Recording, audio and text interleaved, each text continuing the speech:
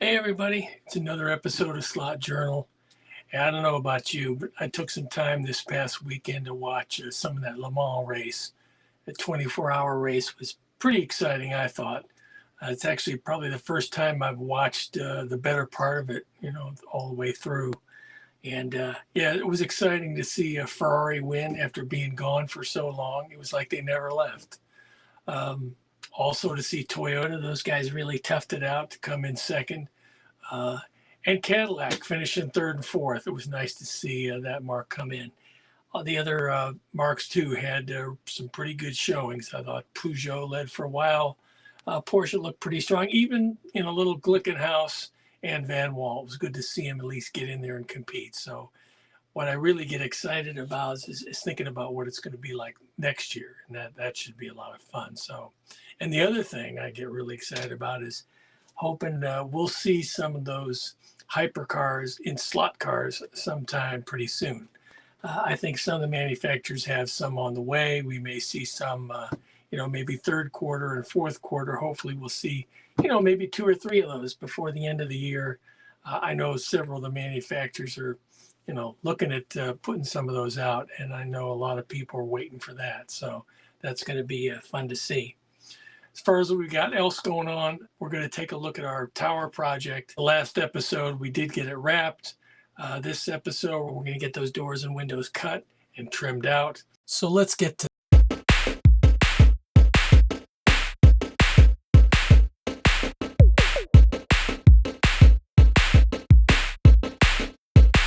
Okay, everybody. So here's what we're going to do. We're going to pick up kind of where we were last time.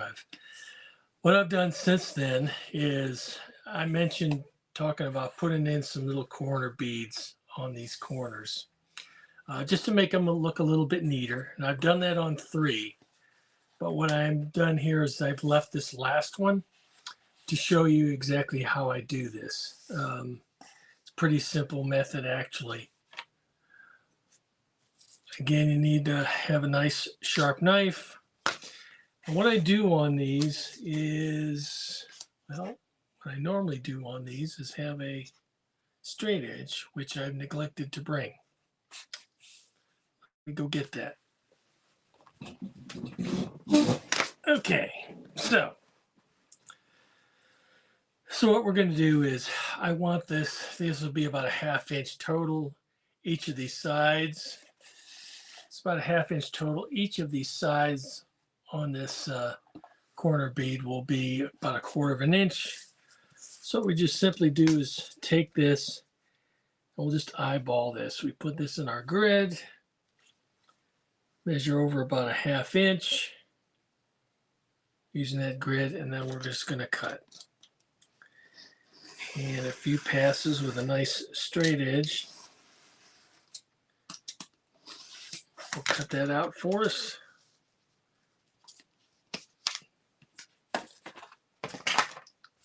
So there we have that piece. And then we're going to measure this. I'm just going to eyeball it in half.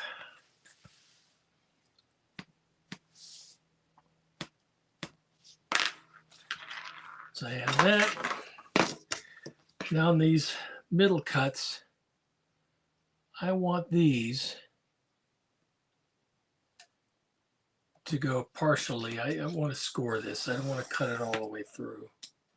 So just a couple scores like that should do it for us.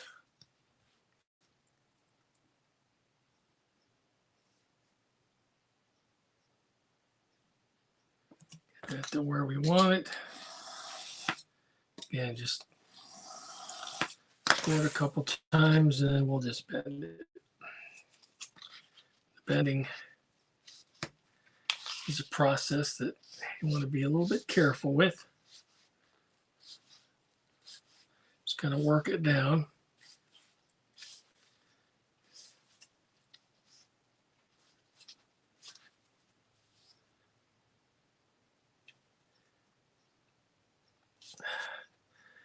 But you may say, Mark, why didn't you just go buy some L-shaped extruded styrene for this? I mean, they make a perfect would have fit this roll just perfectly. And for, for about $5, I could have bought a couple. I think they come in 14-inch lengths of that, which might have been just fine. But as I've noted before, I'm pretty frugal. And I just happen to have this heavy card available. So I thought I'd just go ahead and use it. And I can also just use a standard like tacky glue for this. So there's my corner. You see that's an L-shaped bead we have there for the edge. So take this, and what I do here is just, I usually use, what is this, Eileen's tacky glue. Works pretty good for any cardboard, paper-based crafts. And I just get some of that in here. Again, don't need a lot.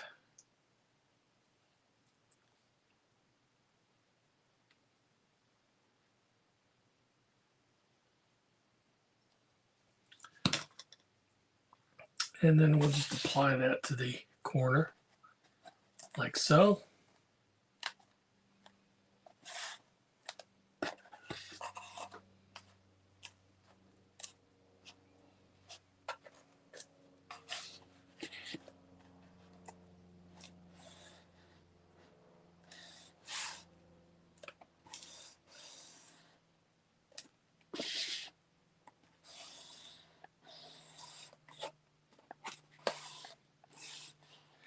And the one thing about this tacky glue is it does stick fairly quickly.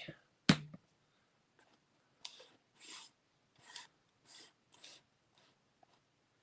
have to wait a real long time. And we'll just trim the excess off here. Okay, so as I mentioned before, what makes this a little more difficult is because this box is already built. If you were cutting these pieces, you do one side at a time and you could get everything trimmed out nice and easy and then put it all together. But because I'm working with a box that's already constructed, getting into these different parts is a little bit more difficult. So I put a sharpened blade here in my X-Acto. So what I want to do here now is we're going to cut our opening. Okay, so, no reason to make you watch all this. You can just see here, do some kind of precision. Just cut these openings out that you have for doors, windows, what have you. Just carefully work your way through here, get these nice and neat and straight as you can. So basically you'll see me work through here and I'll get all these windows cut out and then we'll go from there.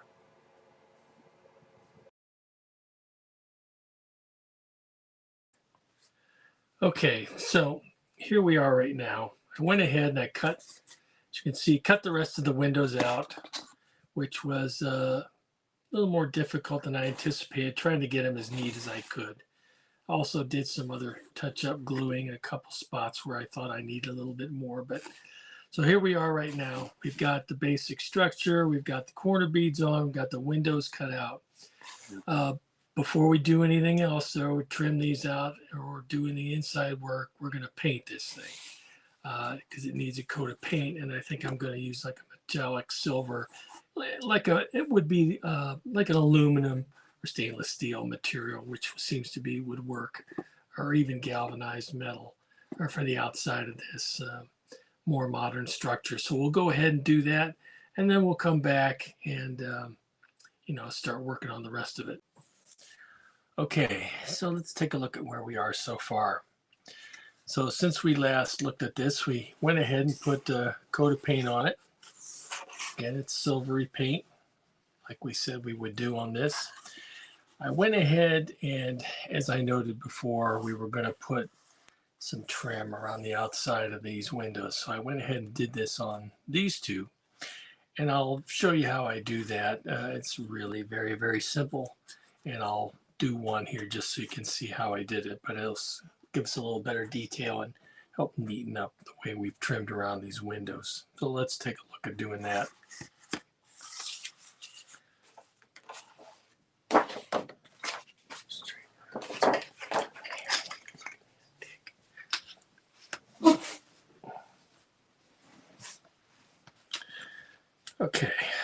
So our first one we cut here was we went, let's see, 75 millimeters by 50 millimeters.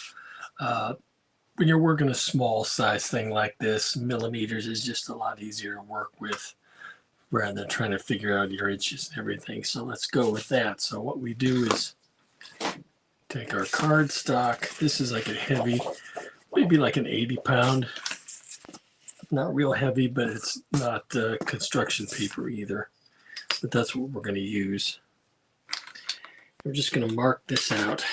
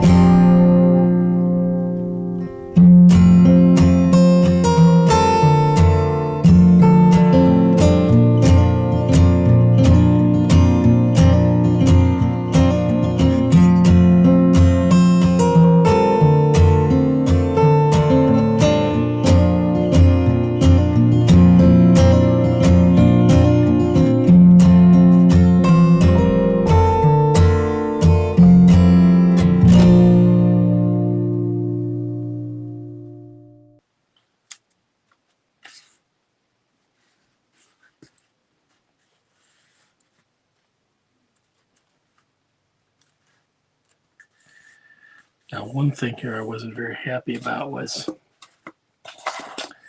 this base underneath this window.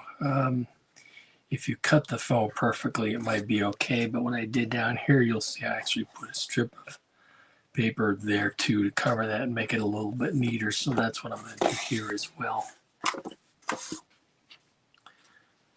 That's pretty simple. Just cut out a strip of that right there. Fill that gap.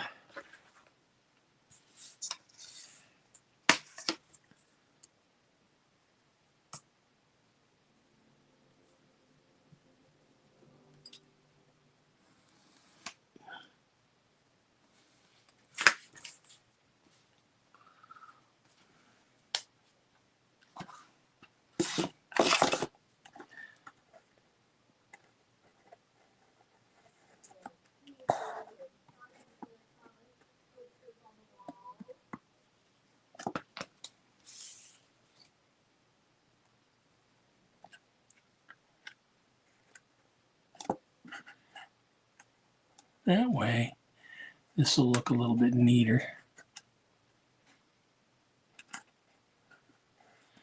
You won't see that foam core there, and I'll do it here on the side as well.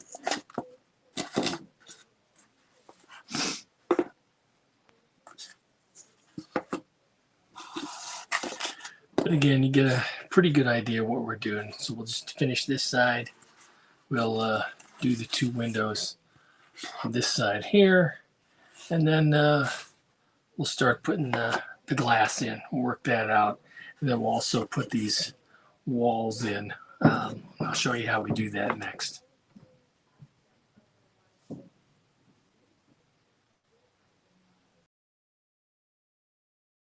Okay, so we went ahead and cut out the rest of the window frames around the exterior.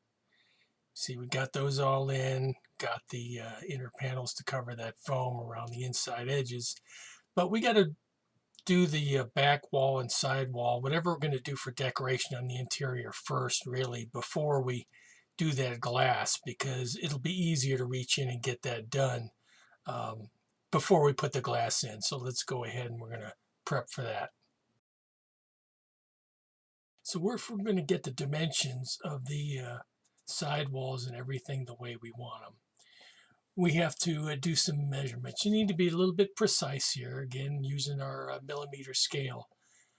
So for example, the bottom floor, we want to take the height of these walls and make a note of that. I believe it was like 70 millimeters here. And then we want to get the length of the wall, which is about 137 here. Make a note of that.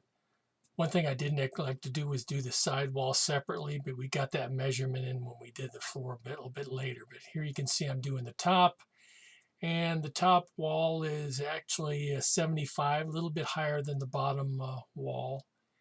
And the width, again, remains about 137 millimeters across. So what we'll need is we'll need these measurements when we lay out our back wall. We're going to apply a paper, that's printed with some designs and some decorations on it to the inside of these two walls.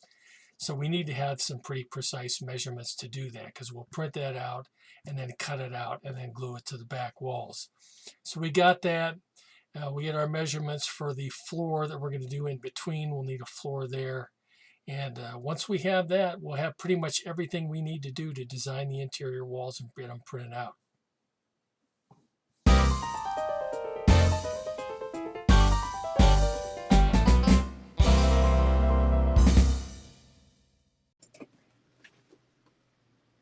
Okay, it's that time again, time for Autorama.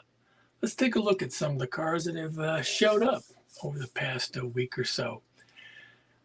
Now, this group of cars I'm going to talk about now is what we've come to know as Group 5, which were cars that competed in Le Mans and other endurance racing some years ago. Group 5 cars, I've always had kind of a love-hate relationship. Initially, I really didn't like them very much because they looked like somebody took a really nice sports car, pulled it into some guy's garage, broke out a bunch of sheet metal and pop rivets, and started putting all kind of body panels all over. And at first, I really wasn't too crazy about them, but they've kind of grown on me over time. I've seen some that I really like, and this past week, I think I've bought maybe the last two I'm going to get, but we'll see.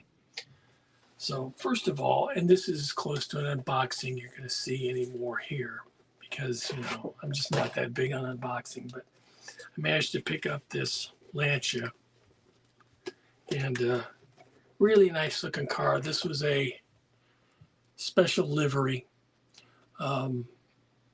football livery. It was a special edition, a little bit unusual. I mean, I see this car a lot, the Beta Monte Carlos. It's a nice looking car. There's some other liveries that are pretty common, but this one really stood out to me. And I wanted to make this one part of the collection. So got this one. And again, it's a fly. So we'll see how it does in the track. I'm sure it's going to need some tuning with that. And then the other one I got is a more recent. Actually, it's a newer one. It is a Carrera. And this is a BMW Turbo, which I really, really like. This particular model, I think I got it from Great Traditions or Lakota Collectibles. What they will do is they'll get a digital car sometimes, and they will take the chip out. They'll sell you the digital car at like a price like maybe $30. I'm sure they sell the chip, make some money on that. You won't get a case. You just get the car. But I run analog anyway, so it doesn't matter. But I really like the livery on this car. It is black with these fuchsia pinstripes. I just thought it was really, really sharp. The thing too is this car is actually much longer than I expected. It's really a long car. So again, typical. I'm sure it'll be a nice Carrera performer as far as that goes. So we'll see. But yeah, this is really a nice car that I was happy to pick up at a pretty good price. Okay, so what have I seen? What have I heard on the internet? There's so much good content out there for slot heads that you can, find just something for everybody out there. But I want to, draw attention to something I thought was pretty cool. Somebody who's doing some good stuff and some good work on there, and that is Johnny Hobby. If you've seen his go check out his channel on YouTube. He does slot cars, he does RC cars, he does some other stuff too. But slot car content is really, really good. But what caught my eye is I was watching an episode of this guy, and we'll take a look at it.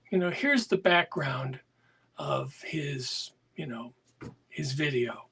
Now, this is a virtual background. He's not really in a strip club. But when I first saw this, I mean, look, it says, Crazy Horse there, and you can see just to the one side of him, there's clearly a brass pole there. And when I first saw this, I thought, oh man, this dude is my hero. Because I thought, if you can't have fun with slot cars, you can't have fun with anything. And I thought, here's somebody thinking out of the box. Yeah, he uses other virtual backgrounds too sometimes, but I just thought the first time I saw this, I just laughed because I thought, this is pretty good. It's pretty funny. And it's kind of like the thing, I don't take myself that seriously, and I enjoy people who don't either. So I thought this was really good. But the one thing about it too is his content is really good. This particular episode I watched was about Carrera analog and digital track. And he does a really, really good job of explaining what works with what. A lot of those track pieces, they look similar. They look like they might be compatible. And for newbies or even regular Carrera users, you might not be sure. And he does a great, great job of explaining these different track components and track pieces, which ones work together, how they connect differently, the different, types of track they've made over time.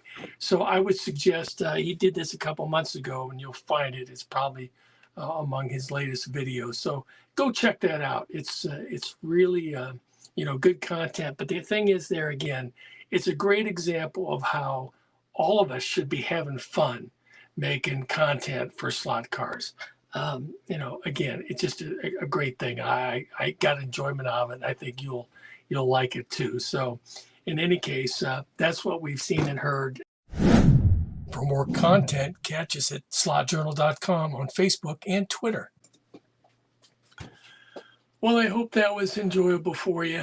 Hope there was some useful information. Again, we'll get to the tower project a little bit more in the next episode.